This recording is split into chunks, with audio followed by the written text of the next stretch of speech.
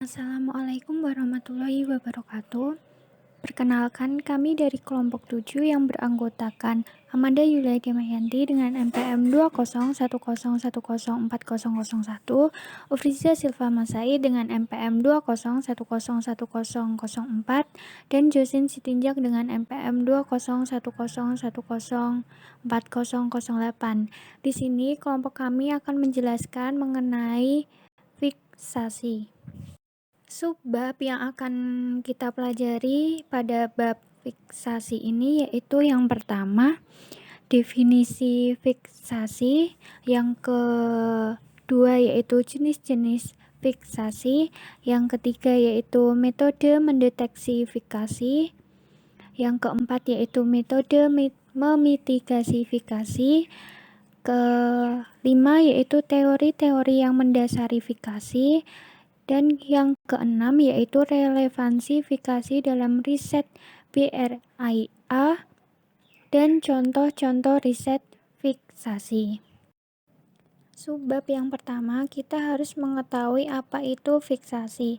Nah, dalam ilmu akuntansi, fiksasi berhubungan dengan data yang merupakan lawan dari objek. Menurut Aston 1976, Wilner dan Greenberg pada tahun 1986. Sementara dalam psikologi, fiksasi fungsional berfokus pada objek yang digunakan untuk menyelesaikan tugas-tugas sederhana.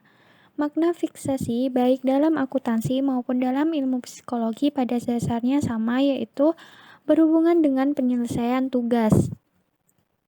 Injiri et al. Pada tahun 1966 mengidentifikasi fiksasi sebagai suatu kondisi yang ada di dalamnya membuat keputusan tidak dapat menyesuaikan proses keputusannya ketika terdapat perubahan proses akuntansi, seperti dalam perubahan metode FIFO menjadi LIFO. Individual seringkali menggunakan item informasi berdasarkan pengalaman masa lalu dan seringkali tidak mengakui bahwa nilai item tersebut bergantung pada peristiwa di waktu tertentu yang berbeda dengan kondisi di masa lalu. Definisi injiri dapat diartikan bahwa fiksasi merupakan proses psikologi yang menginvestigasi dampak pengalaman masa lalu terhadap perilaku individu. Pengalaman masa lalu mengenai fungsi atau objek akan membuat individual terpaku pada fungsi tersebut ketika menggunakan objek yang sama atau serupa.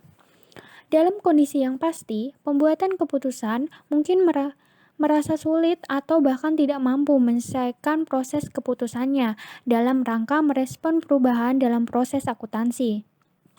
Kesulitan atau ketidakmampuan pembuatan keputusan untuk menyesuaikan proses keputusan dikenal dengan istilah function fixation.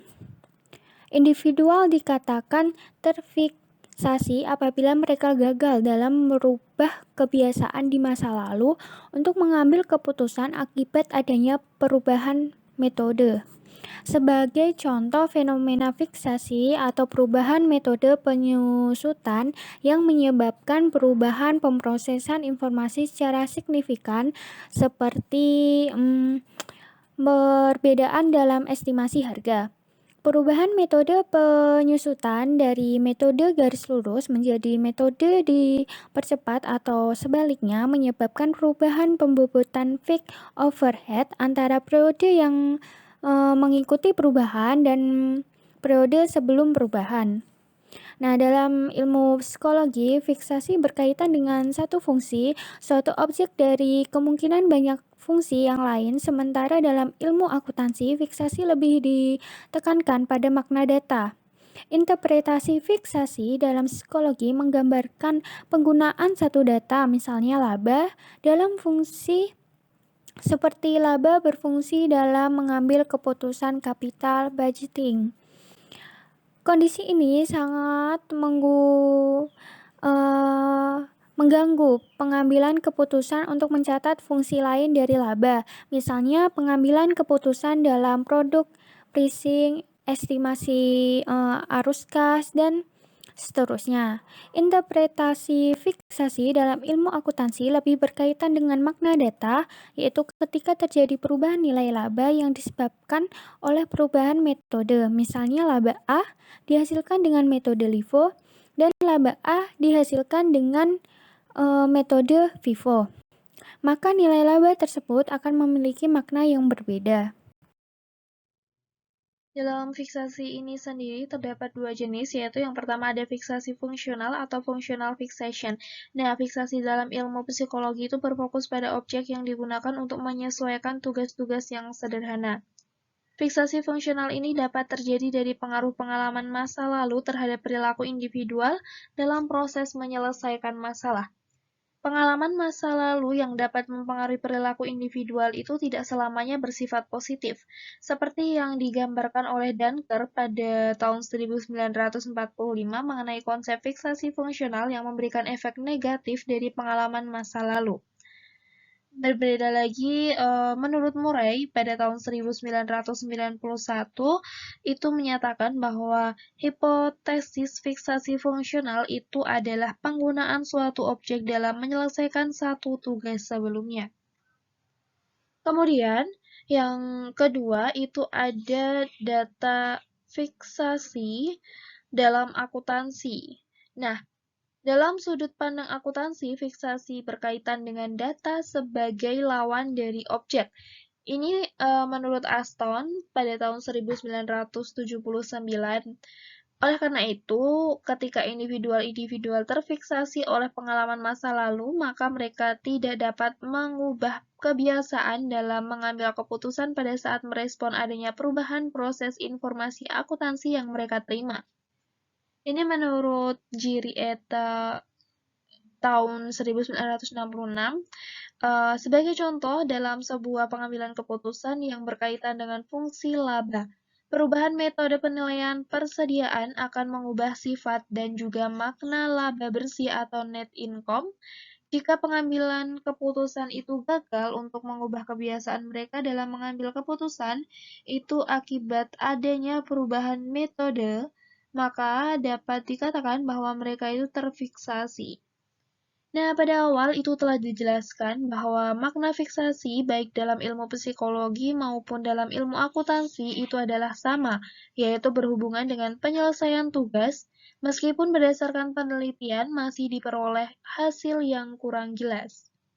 Interpretasi yang berbasis psikologi dapat menjelaskan bahwa penggunaan satu data dalam akuntansi, misalnya lata atau net income, dalam satu fungsi seperti fungsi untuk keputusan capital budgeting akan memicu pengambil keputusan untuk mencari penggunaan data lain atau fungsi lain dari laba atau net income selain berfungsi untuk keputusan capital budgeting seperti keputusan produk pricing. Selanjutnya kita akan membahas mengenai metode mendeteksi bias fiksasi. Dalam kehidupan sehari-hari itu seringkali pembuat keputusan tanpa sengaja melakukan tindakan yang tidak rasional, seperti halnya dalam fenomena fiksasi. Fenomena fiksasi dapat terjadi dalam situasi dan juga kondisi pembuat keputusan belum terbiasa menyesuaikan adanya perubahan atau mungkin pembuat keputusan tidak mampu menyesuaikan proses pembuatan keputusan ketika terjadi perubahan dalam proses akuntansi. Berdasarkan beberapa hasil penelitian, dapat ditemukan adanya metode untuk mendeteksi apakah individual-individual terfiksasi dalam membuat keputusan ketika mereka dihadapkan dalam situasi di luar kebiasaan mereka.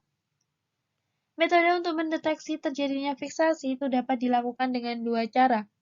Yang pertama yaitu memberikan suatu penugasan eksperimen kepada subjek atau pembuat keputusan untuk menyelesaikan tugas yang mensyaratkan penggunaan sebuah objek untuk sebuah fungsi khusus. Hasil yang menyatakan bahwa penggunaan sebelumnya menghalangi kemampuan subjek untuk mengidentifikasi fungsi-fungsi alternatif. Kemudian, yang kedua, memberikan alternatif atau pilihan kepada subjek, menyajikan sebuah tugas eksperimental kepada subjek yang memiliki lebih dari satu solusi. Hasil yang diperoleh menunjukkan bahwa subjek yang ditunjukkan cara penggunaan sebelumnya memungkinkan akan menggunakan alat yang berkaitan dengan cara tersebut untuk menyelesaikan tugasnya. Setelah tadi kita membahas tentang metode mendeteksi bias fiksasi, kita akan membahas tentang metode untuk mengurangi bias fiksasi. Di samping metode untuk mendeteksi apakah individual terfiksasi dalam membuat keputusan, berikut juga dijelaskan beberapa metode untuk mengurangi terjadinya fiksasi. Metode untuk mengurangi bias fiksasi antara lain yaitu yang pertama, menstimulasi pembelajaran atau learnings. Livingstone pada tahun 1967 menyatakan bahwa laporan akuntansi multi-informasional akan menstimulasi pembelajaran dan akan mengurangi fiksasi fungsional atau functional fixation. Beberapa contoh riset mengimplementasikan pembelajaran dengan memberikan kuliah dan juga latihan terhadap suatu penugasan tertentu dengan tujuan untuk meningkatkan kemampuan dan juga keahlian. Yang kedua, bisa dilakukan dengan inteligensia atau intelijen. Inteligensia merupakan metode mengeliminasi bias fiksasi dengan mempertimbangkan kecerdasan. Kecerdasan dapat mempengaruhi kemampuan pembuat keputusan dalam memperhitungkan secara akurat pilihan optimal dari informasi yang tersedia dalam suatu fenomena. Teori fiksasi. Yang pertama teori prospek, yaitu prospek teori menyatakan bahwa keuntungan atau gain dan kerugian atau loss dievaluasi secara terpisah relatif terhadap neutral reference point. Reference point merupakan status quo yang seseorang telah terbiasa dan pada umumnya dipengaruhi oleh norma budaya, ekspektasi, dan level personal. Teori prospek memprediksi bahwa individual cenderung menghindari risiko atau risk averse ketika mengevaluasi pilihan yang berada di atas reference point atau domain gain, dan cenderung mengambil risiko atau risk seeking ketika mengevaluasi pilihan yang berada di bawah reference point atau domain loss. Lalu teori pembingkaian atau framing teori. Teori framing merupakan suatu fenomena yang menjelaskan bahwa pengambil keputusan yang akan memberikan respon dengan cara yang berbeda pada masalah yang sama jika disajikan dalam format yang berbeda. Forsky dan Kahneman 1981 menyatakan bahwa bahasa yang digunakan dapat mempengaruhi judgement seseorang ketika membuat keputusan. Lalu ada teori atribusi atau attribution theory. Atribusi dalam fenomena fiksasi merupakan suatu simpulan yang berkaitan dengan penyebab individual berperilaku tertentu. Atribusi dapat dibedakan berdasar sumber potensial, yaitu sumber internal dan eksternal. Terakhir ada teori interferensi atau interference theory. Teori interferensi muncul dari dua kemungkinan luaran atau outcome. Transfer of training menjelaskan fenomena fiksasi bahwa ketika individual mempelajari dua tugas, yaitu tugas A dan B.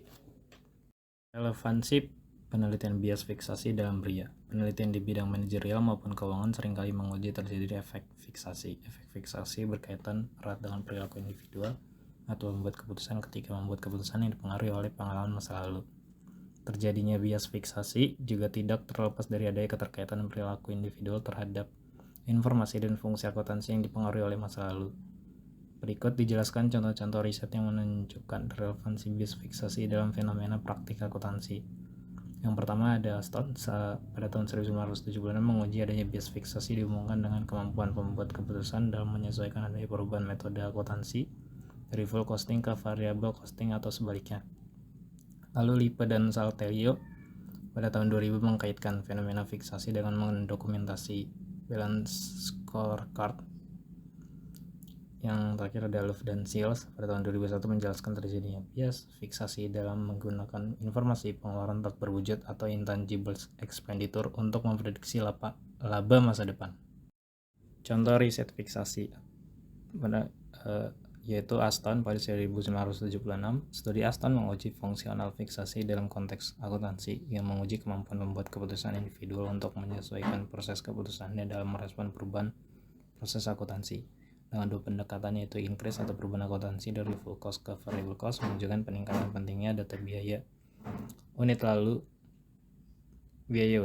lalu decrease perubahan akuntansi dari variable cost ke full cost, menunjukkan penurunan pentingnya biaya unit dari hasil eksperimen menyatakan bahwa individual atau pembuat keputusan yang tidak memahami akuntansi dengan baik secara khusus rentan terhadap bias fiksasi atau fixation. Itu materi dari kelompok 7.